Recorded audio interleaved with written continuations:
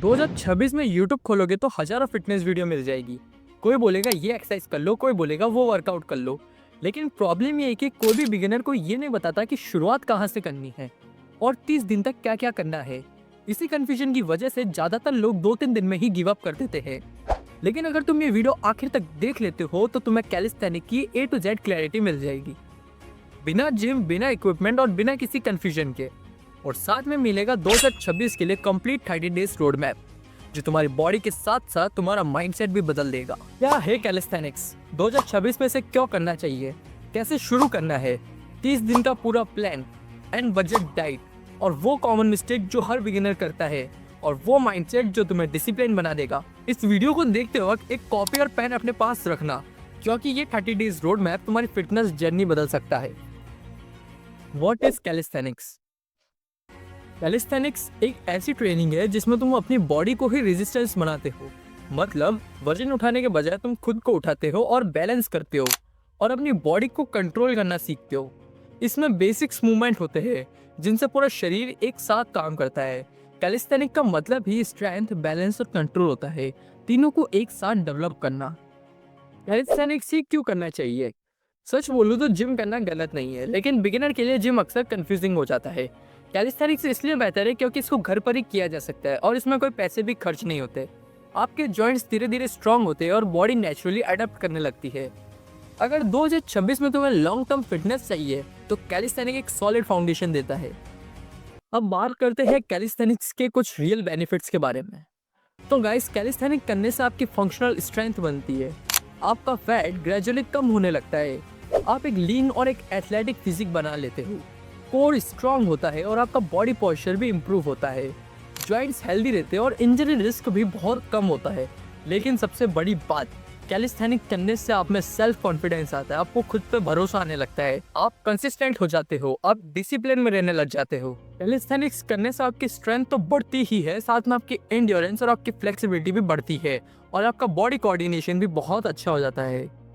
अब बात करते हैं कैलिस्थेनिक्स से जुड़ी कुछ मिथ्स के बारे में जो तुम्हें कैलिस्थेनिक करने से रोकती है।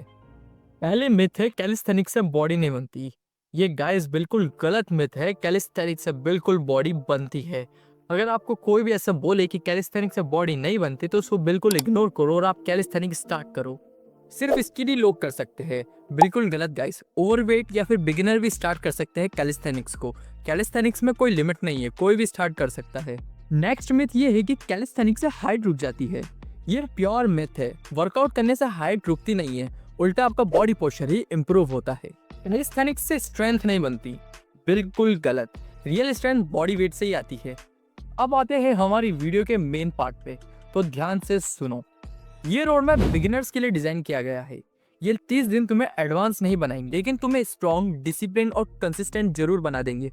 हमारा गोल 30 दिन में सुपर हीरो बनना नहीं है, बल्कि एक स्ट्रॉन्ग फाउंडेशन और डिसिप्लिन बिल्ड करना है। तो ये रोड मैप 3 लेवल में बनेगा। First level, body ready face. तो अब हम शुरू करते हैं लेवल 1 से। तो लेवल 1 में हमारा गोल है बॉडी को मूवमेंट्स का आदी बनाना। इसमें हमारा फोकस रहेगा सिंपल मूवमेंट्स पे, जॉइंट्स को सेफ रखना, ब्रीथिंग और पोस्चर पे ध्यान देना। इस फेस में इंटेंसिटी कम होगी, लेकिन कंसिस्टेंसी सबसे इंपॉर्टेंट है। अगर यही सही बेस बनेगा तो आगे प्रोग्रेस भी फास्ट होगी। हमारी नंबर 1 एक्सरसाइज आती है इंक्लाइन पुशअप्स, 3 सेट 12 रेपिटेशन के साथ। ये आपके चेस्ट और शोल्डर के लिए है। Number 2 is wall hang, 3 set 10 second के होल्ड के साथ। ये एक्सरसाइज आपकी ग्रिप स्ट्रेंथ और शोल्डर स्ट्रेंथ को अच्छी रखेगी। Number 3 is knee pushup, 3 set 10 repetition के साथ। ये एक्सरसाइज भी आपकी अपर बॉडी के लिए बेस्ट एक्सरसाइज है। Number 4 is squat, 3 set 15 repetition के साथ। ये एक्सरसाइज से आपकी लोअर बॉडी स्ट्रांग होगी। Number 5 is plank, 3 set 30 second hold. ये एक्सरसाइज आपकी कोर स्ट्रेंथ को इंप्रूव करेगी। अब आपका शरीर थोड़ा स्ट्रांग हो चुका है, तो लेवल 2 में हम सीखेंगे फाउंडेशन को बिल्ड करना, जिससे हम आगे जाके एक्सरसाइज के अलग अलग वेरिएंट्स भी ट्राई कर पाएंगे। नंबर 1 इज पुशअप्स, इसके आपको 4 सेट 10 रेपिटेशन करने हैं। नंबर 2 इज ऑस्ट्रेलियन पुलअप्स, इसके आपको 3 सेट 8 रेपिटेशन करने हैं। ये एक्सरसाइज आपकी बैक बिल्ड करने में बहुत हेल्प करेगी। नंबर 3 इज जंपिंग स्क्वाट्स, इसके आपको 3 सेट 12 रेपिटेशन करने हैं। ये स्क्वाट्स का एडवांस वेरिएशन है। नंबर 4 इज क्रंचेस, इसके आपको 3 सेट 12 रेपिटेशन करने हैं। ये आपके अपर एब्स के लिए बेस्ट है। नंबर 5 इज लेग रेसेस, इसके आपको 3 सेट 12 रेपिटेशन करने हैं और ये एक्सरसाइज आपके लोअर एब्स के लिए है। Third level, control and endurance. अब तक आपकी बॉडी बेसिक्स मूवमेंट को अडेप्ट कर चुकी है, तो इस फेज का फोकस होगा अपना कंट्रोल और एंड्योरेंस पर। यहाँ हमारा गोल ज्यादा रेपिटेशन नहीं, क्लीन मूवमेंट और कंसिस्टेंसी है। नंबर 1 एक्सरसाइज आती है डायमंड पुशअप्स। इसके आपको 4 सेट 10 रेपिटेशन करने हैं।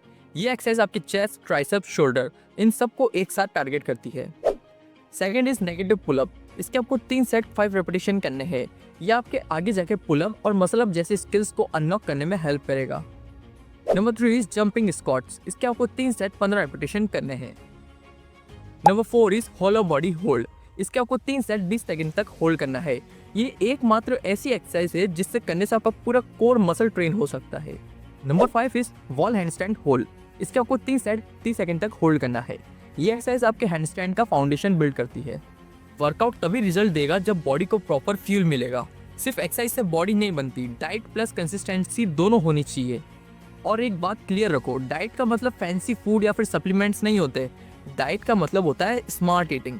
अब डाइट लेने के कुछ बेसिक रूल याद कर लो।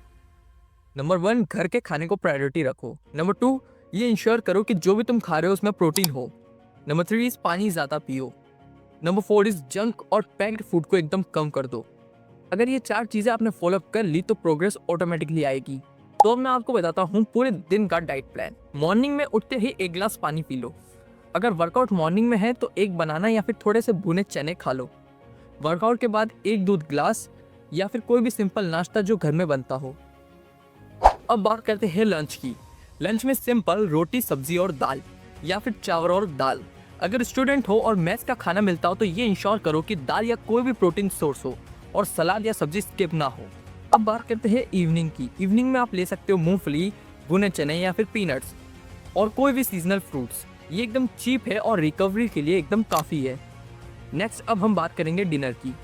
डिनर में 2-3 रोटी और जो भी घर में सब्जी बनी हो वो। हैवी और जंक फूड को अवॉइड करो। डिनर हल्का रखो और कंसिस्टेंट रहो। मेक श्योर करो आप दिन भर में 3 से लेकर 4 लीटर पानी रेगुलर पियो और 7 से 8 घंटे की प्रॉपर स्लीप लो ताकि आपकी रिकवरी अच्छी हो सके। अब बात करते हैं उन कॉमन मिस्टेक की जो हर बिगिनर करता है।